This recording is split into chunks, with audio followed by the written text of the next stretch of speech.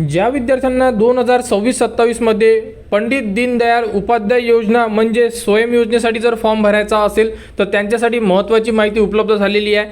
तर जे विद्यार्थी ट्रायबल डिपार्टमेंट म्हणजे एसटी कॅटेगरीमध्ये आहे ते विद्यार्थी स्वयं योजनेचा फॉर्म भरू शकतात। तर स्वयं योजनेच्या फॉर्ममध्ये कोण इलिजिबल असणार आहे, डॉक्युमेंट्स कोणकोणते लागणार आहे, संपूर्ण माहिती आपण या व्हिडिओमध्ये बघणार आहे। तर अशा प्रकारे तुम्हाला साईट दिलेली आहे, यामध्ये संपूर्ण जेही नोटिफिकेशन आहे यासुद्धा उपलब्ध झालेले आहे।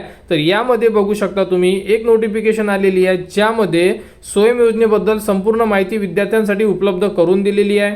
तर बघू शकता स्वयं योजनेबद्दल इथे माहिती देण्यात आलेली आहे। त्यानंतर इथे सुद्धा नवीन विद्यार्थ्यांसाठी माहिती देण्यात आलेली आहे। तुम्ही यामध्ये जाऊन संपूर्ण माहिती बघू शकता आणि कोणाला जर काही अडचण असेल तर यामध्ये बघू शकता पंडित दीनदयाळ उपाध्याय स्वयं योजनेसाठी इथे एक टोल फ्री नंबर दिलेला आहे, इथे तुम्ही फोन करून सुद्धा संपूर्ण माहिती घेऊ शकता।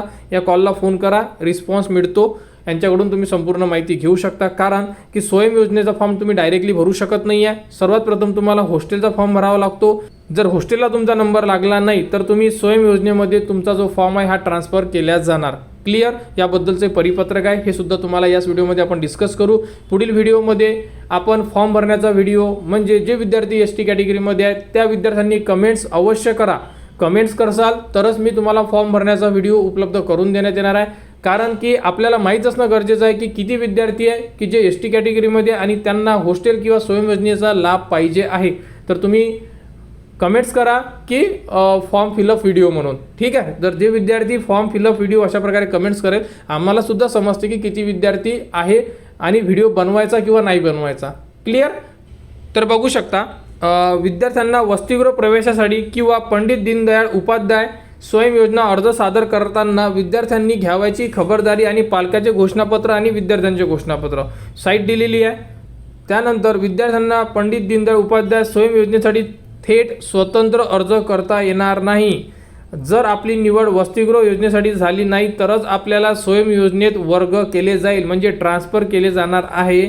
आणि वसतिगृह गुणवत्ता यादीद्वारे निवड झालेल्या विद्यार्थ्यांना जर वसतिगृहामध्ये प्रवेश निश्चित केला नाही किंवा रद्द करून घेतला तर विद्यार्थ्यांना स्वयं योजनेचाही लाभ मिळणार नाही। बघा काय क्लिअरली सांगतोय, हॉस्टेलचा फॉर्म भरावा लागतो, हॉस्टेलच्या फॉर्ममध्ये तुम्हाला स्वयं योजनेचा लाभ घ्यायचा आहे का अशाबद्दल तिथे तुम्हाला टिक करावा लागतो। जर तुमचा हॉस्टेलला नंबर लागला नाही तर तुम्हाला स्वयं योजनेचे 60,000 रुपयेपर्यंतची स्कॉलरशिप आहे तुम्हाला मिळतो।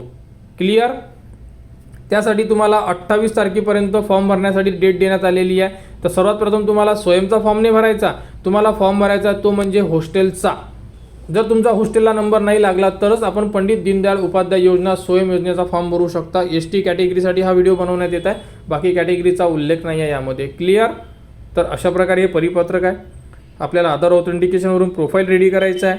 सर्वात प्रथम नवीन फॉर्म वसतिगृह फॉर्म भरायचा आहे, यामध्ये संपूर्ण माहिती दिलेली आहे। डॉक्युमेंट्स तुमचे डॉक्युमेंटनुसार तुम्हाला जेही आधार कार्ड आहे त्याला बँक अकाउंट लिंक असणं गरजेचं आहे, तुमचं बँक अकाउंटचं पासबुक लागेल तुम्हाला।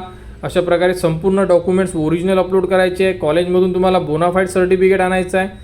त्यानंतर तुम्हाला वैद्यकीय प्रमाणपत्र म्हणजे मेडिकल सर्टिफिकेट हे तुम्हाला शासकीय जे गव्हर्नमेंट हॉस्पिटल आहे त्यांच्याकडून आणायचं आहे। बँक पासबुक, वडिलांचे वार्षिक उत्पन्न, त्यानंतर मागील वर्षाच्या परीक्षेचा निकाल लागणार आहे तुम्हाला, TC लागणार आहे।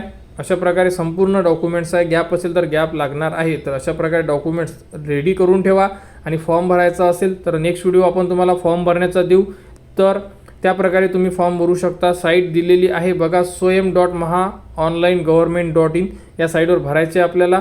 आणि सध्या 28 तारीख लास्ट डेट देण्यात आलेली आहे वसतिगृहाच्या फॉर्म भरण्यासाठी।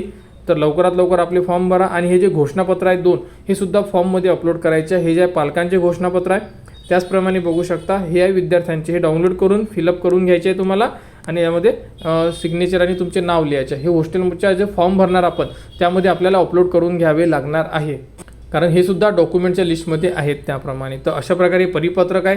तर जेही विद्यार्थी एसटी कॅटेगरीमध्ये आहे त्यांना वसतिगृहाचा किंवा स्वयं योजनेचा फॉर्म भरायचा असेल तर तुम्ही या प्रकारे संपूर्ण माहिती बघा, डॉक्युमेंट्स रेडी करा। संपूर्ण माहिती तुम्हाला आपल्या चॅनलवर वेळोवेळी देण्यात येणार। तर फॉर्म भरण्याचा व्हिडिओ तुम्हाला नेक्स्ट व्हिडिओमध्ये देण्यात येणार, त्याप्रकारे तुम्ही फॉर्म भरू शकता।